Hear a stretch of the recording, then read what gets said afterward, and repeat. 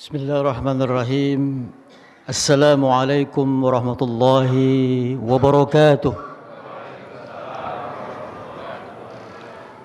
Alhamdulillahilladzi anzala as-sakinah fi qulubil mu'minin liyazdadu imanan ma'a imanihim. Wa sallallahu ala nabiyyina Muhammadin wa ala alihi wa ashabihi ajma'in. قال الله في القرآن العظيم أعوذ بالله من الشيطان الرجيم ألا إن أولياء الله لا خوف عليهم ولا هم يحزنون الذين آمنوا وكانوا يتقون.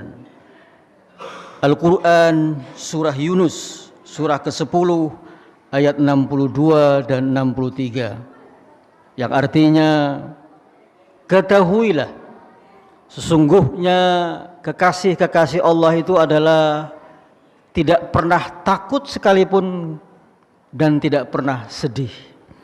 Siapakah mereka? Adalah orang-orang yang beriman dan selalu bertakwa. Shadaqallah wa ba'd. Hadirin kaum muslimin dan muslimat, jamaah sholat tarawih Masjid Al-Ittihad, Komplek DPR RI Kemanggisan. Ini merupakan sebuah kehormatan bagi saya, Bapak dan Ibu sekalian, karena sesungguhnya saya pernah mengisi tarawih di tahun 2006 ya, sebelum masjid ini semegah ini ya. Dan pernah juga sekali khutbah Idul Fitri di tahun 2006 itu.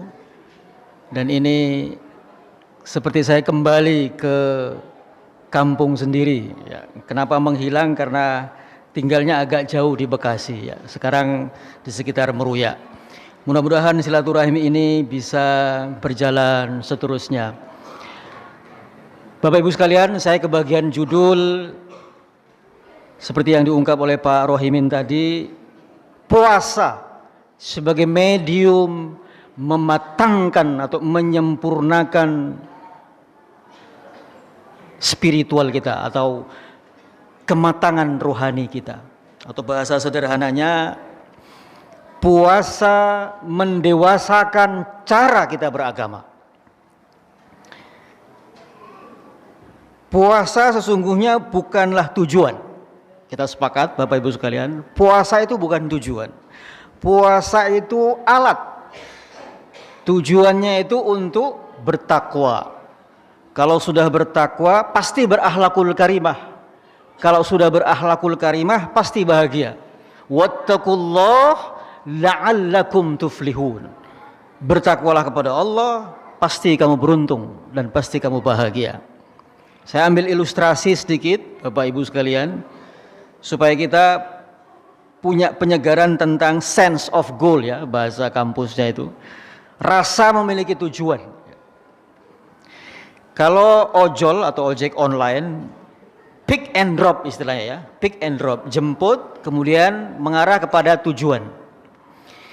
Kalau si driver fokusnya ke motornya atau ke mobilnya saja, ke barangnya saja, nggak ngelirik tujuannya kemana, kira-kira apa kemungkinannya Bapak Ibu? Nyasar, betul. Puyeng dia. Bukan cuma puyeng, nggak dapat bintang, betul nggak? Gimana mau dapat bintang? Orang nggak nyampe. Kenapa? Fokusnya ke alat, ke mobil dan motornya, ke barang bawaannya.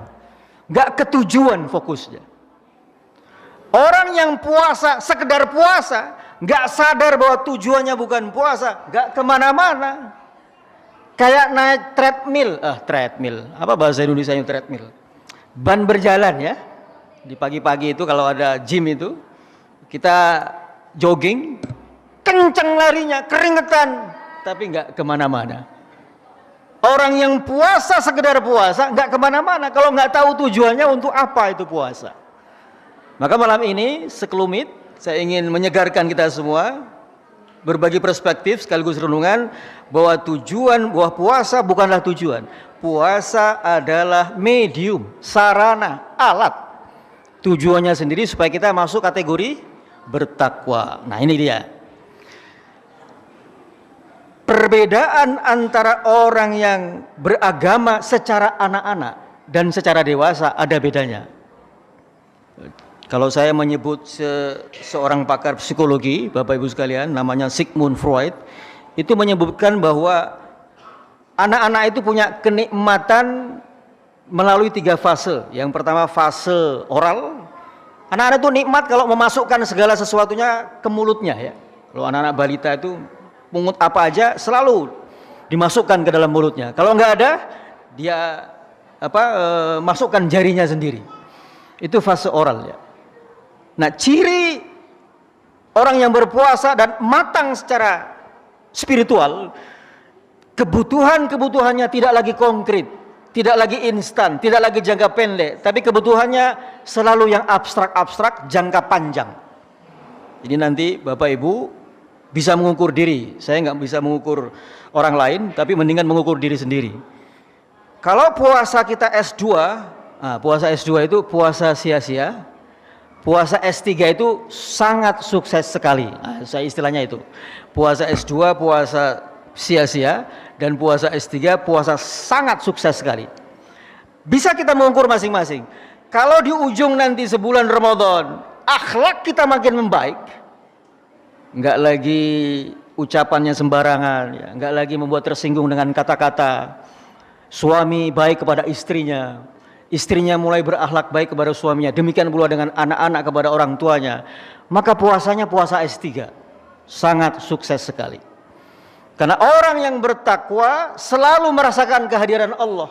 Karena dia selalu merasakan kehadiran Allah, otomatis tindak tanduknya terseleksi, terfilter, ada yang ngawasin.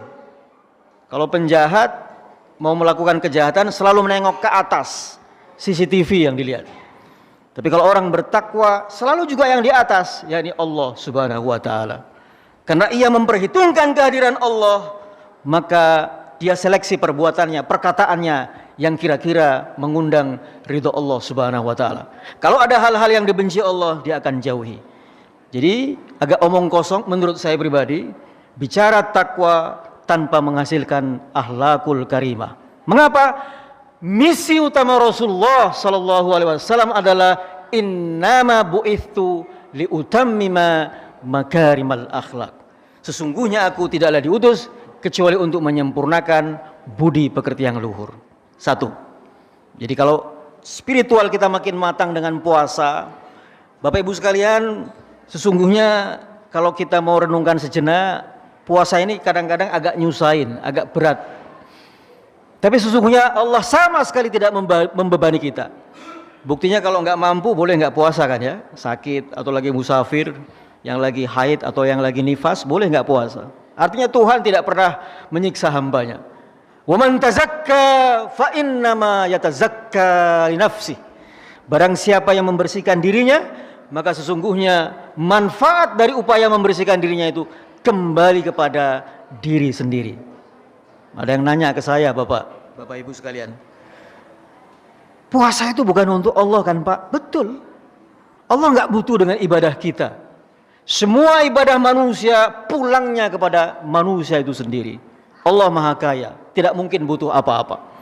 Jadi nggak mungkin Allah punya maksud untuk membebani hambanya dengan puasa. Sama sekali tidak. Justru dengan puasa kita dibantu untuk mematangkan spiritual kita, agar cara kita beragama tidak anak-anak.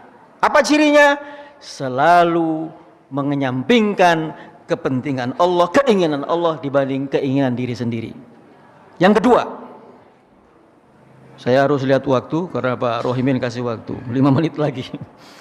Yang kedua, ciri spiritualitas yang matang, ciri rohani yang dewasa, selain mengutamakan yang abstrak, ilmu pengetahuan, pengen dekat dengan Allah Subhanahu wa taala, banyak berzikir ya.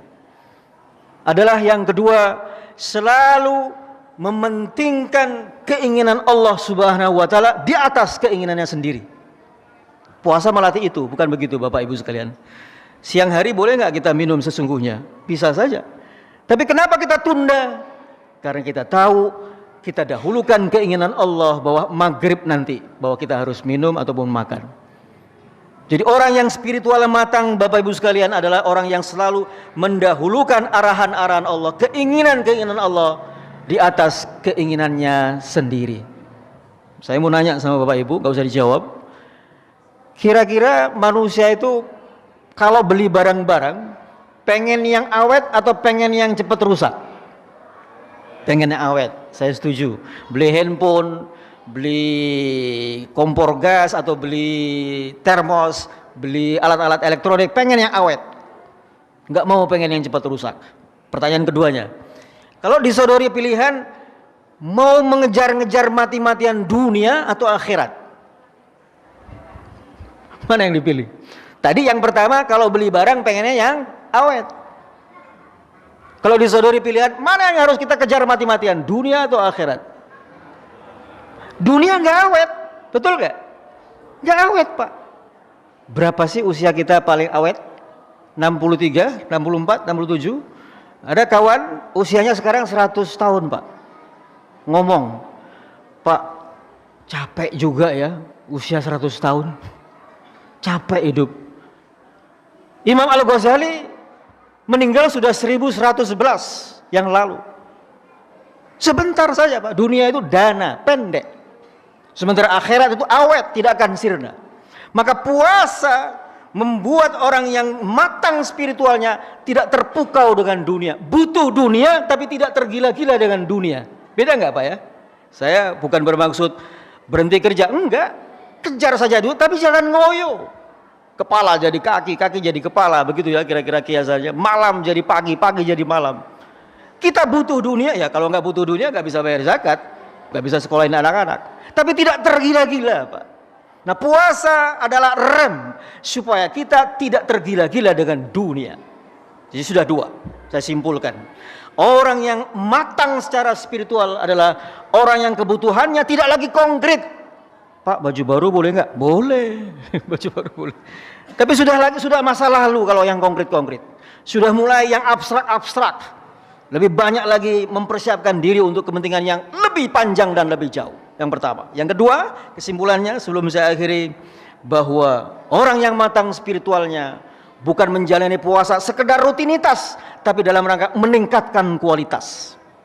Kalau sekedar rutinitas, apa bedanya puasa dengan sarapan pagi harus minum kopi atau gosok gigi di pagi hari?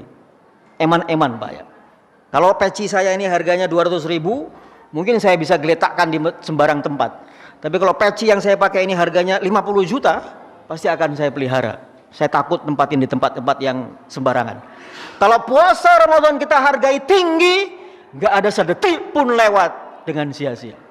Jadi tergantung perlakuan kita, murah kepada Ramadan atau mahal. Kalau murah, ya sudah, jam 4 sore udah keliling-keliling kampung, ngabuburit, cari buka sana buka sini, itu sia-sia. Tapi kalau dihiasi dengan tadarus, memahami Al-Quran, khatam Al-Quran, dan paham Al-Quran, itu jauh lebih meningkatkan kematangan spiritual kita. Semoga ini ada manfaatnya, Bapak Ibu sekalian. Wassalamualaikum warahmatullahi wabarakatuh.